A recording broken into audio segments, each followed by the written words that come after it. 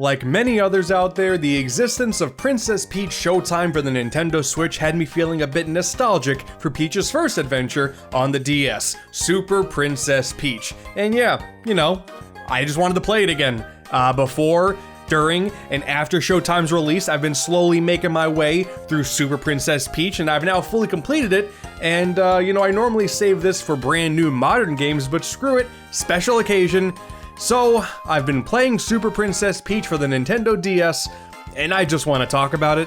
Not like this is an original idea at all, that, you know, there's only 2 Princess Peach games, you know? Surely, a lot of people out there are like, oh, there was that one time Peach had a game, but if you actually played it, I don't know. I figured it could be a fun discussion to just realize whether or not this game has, you know, stood up to the test of time, and if it was ever good in the first place. And I'm here to tell you, it's fine. The thing that got me really interested in this game and its general placement in like the general Mario timeline is when it released, a few months before New Super Mario Bros. And like the idea that a 2D Mario game, even though it's not Mario, it's Peach, but a 2D Mario game released in this weird pocket of time in between Mario World and Mario Land 2 and New Super Mario Bros. Is fascinating to me. It's really fascinating because NSMB, you know, that everyone was talking about how that was the main foundation for a lot of Mario games for like the following decade plus, but no, this here has none of that. This is doing its own unique thing with a lot of aesthetics taken from Mario World, Yoshi's Island. It's interesting. That's just an interesting little fun fact of trivia. So on this adventure, Bowser, in his infinite wisdom, decides to change up his entire game plan. Instead of taking Princess Peach captive, he goes ahead and takes over Mario, Luigi, and a bunch of Toads. You know, it doesn't really make a whole lot of sense. It's just, you would think they would fight back. That's all they normally do, but no, all we see is a bunch of Koopas went into the castle, and now they're taken. I don't know, this wasn't their day. Bowser also has in his hands the Vibe Scepter, which lets him change the emotions of his troop, as well as all these Toads just losing their mind, not having any idea what emotion they should have in that one very moment. And we can't have that, that's a problem. So now Peach, with her trusty parasol Perry, go out and do the same thing Mario typically does, but now to save Mario. That's such a plot twist, that's crazy. And then what follows for a few hours is just a pretty run-of-the-mill platformer. Like, I kind of understand why when it comes to Princess Peach Showtime, they didn't do a lot of throwbacks to this game, because ultimately, there's not a whole lot mechanically that sticks out about this that isn't rooted in a bit of a weird decision. On the touchscreen are 4 different emotions: happy, anger, sadness, and I guess bliss. It's like happy 2. There's like 2 happy ones. It's like happy and then happy. You got 2 options. And at the flip of a switch, you can change your emotions whenever you feel like it, as long as this bar in the top screen is full. And yeah, it's kind of weird. It's kind of weird, like the whole thing with this game and being able to change emotions on the fly the first time you're playing as a female protagonist in this game, and then the commercials for this game back in the day were like, oh, girls are even just as good as boys are in war. Like, it's weird. They very clearly like didn't have a ton of brilliant ideas when it came to pushing this game. They just wanted to make a Peach platformer and then said, how can we make this work?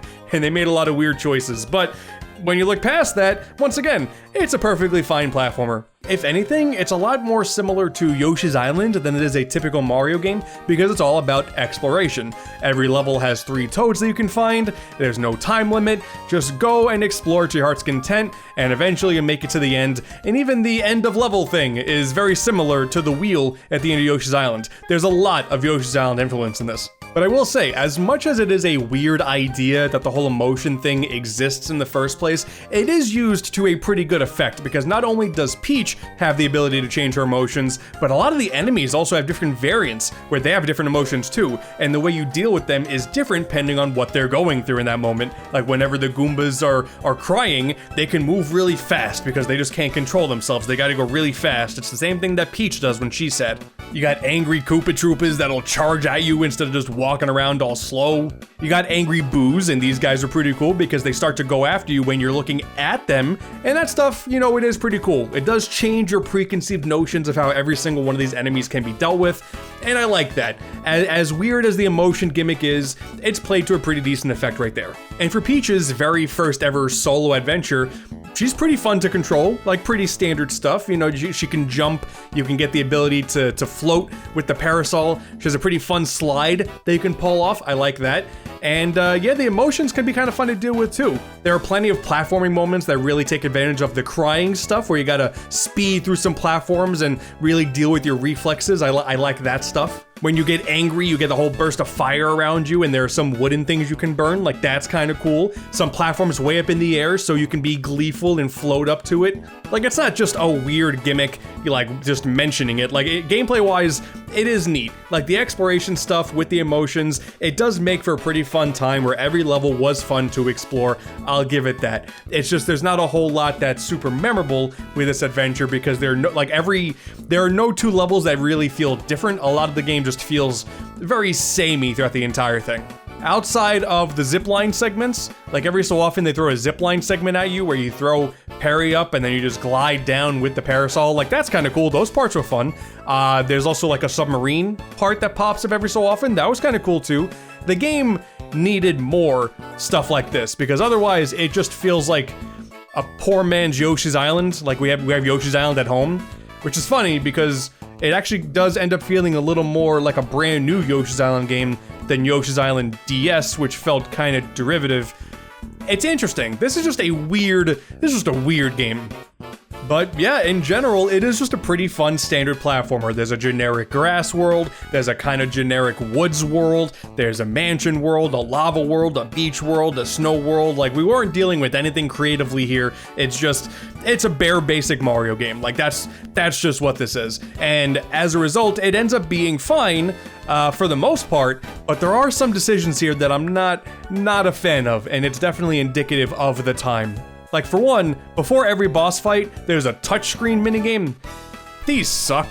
Like, listen, I love gimmicky stuff as much as the next guy with my Nintendo games. I really, truly do, but there's a time and a place for these things, and picking a boss level and then having to, like, shoot Peach into the air, and if you screw up, it's all the way back to the bottom. Like, that's not fun. And then if you go to replay the boss fight, you can skip it anyway, so it's like these really add nothing of value. There's even some microphone components in here too, which, oh boy, as much as I love the DS, that microphone, maybe it's just me, I never liked dealing with this thing.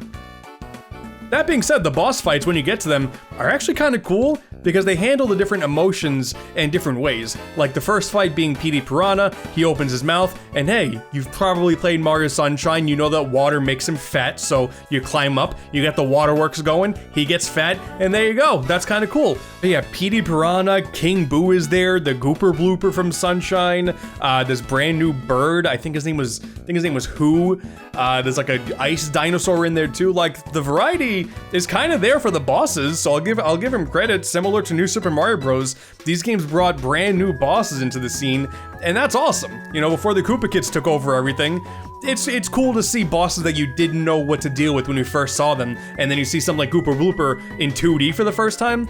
That's cool. The boss fights were a definite highlight of this game.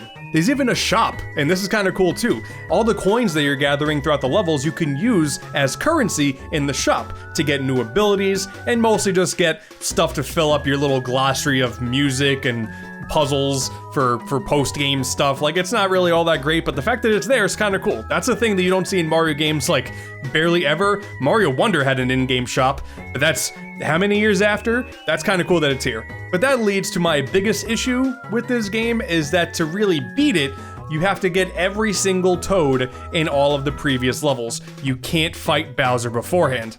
That's dumb. That's like Super Mario World, you can't fight Bowser until you get all the dragon coins. That's dumb. That is a dumb, stupid thing, and there's a lot of bloated replayability in here, because it's already kind of offensive enough that you have to replay all the levels that you didn't fully complete before. but this part kind of got me mad, I'm not gonna lie. Once you beat the game and you beat Bowser, then you have a whole new slew of levels that you get to play in all the worlds. That's kind of cool, but they also throw in new collectibles in the existing levels that you already went through, so you have to go through every single level again if you want to 100% this. I did not like that. Just weird decisions. But But you know what? At least, spoilers, I guess, but the Bowser fight is pretty cool whenever you get there, because it does the same thing that I enjoy with a lot of other boss fights, like in a lot of Nintendo games, that when you have a certain skill set as a player character, I think it's really cool when the final fight uses those same skills. So Bowser changing up his emotions on the fly whenever he wants. It's cool. It makes sense for this game, and I'm a fan of that. But I did, at the very least, enjoy the minigames that you get access to after you buy them from the shop. I did these at the very last moment, like after I did all the levels, this is what I did. And this is kind of cool. There's a Toad jumping game with the microphone where you gotta blow to make Toad jump. You know, that's not great, but it could be worse. There's tapping balloons, and that's fine. But the guiding the Toad through the fire, I like that one. See, I like gimmicky stuff in my Nintendo games. This is just as bare bones basic of a touchscreen game as you can get, and I had a good time. So to answer the initial question, does Super Princess Peach for the DS still hold up? Kinda? Maybe my metric for what makes a really quality platformer is just super low. Like, I love platformers, so the fact that this is a functional one, it looks, you know, cutesy, the music is very charming. You know, it's fine, but it really is like a 2 to 3 hour game that they stretch out for 3 times that length with all that extra backtracking that they make you do to just complete it. Yeah, it's not a huge fan of that, but once again, it's just interesting to go back to a 2D Mario game or a Mario adjacent game that came out before NSMB, because like there are some enemies in here that were from Super Mario World and haven't really been seen since. So it's just interesting that that was the last major Mario game to pull from at the time before NSMB changed everything. So go ahead and let me know down below if you've played Super Princess Peach recently, if you felt the nostalgia wave like I did. If you haven't, and you played the game years ago, let me know what you think as well. And quite frankly, I'm just riding a DS nostalgia high now, so there will probably be more DS discussion videos in the future. Let me know what you're playing in general down below. Super Princess Peach, I will say Showtime is better. So, there's that.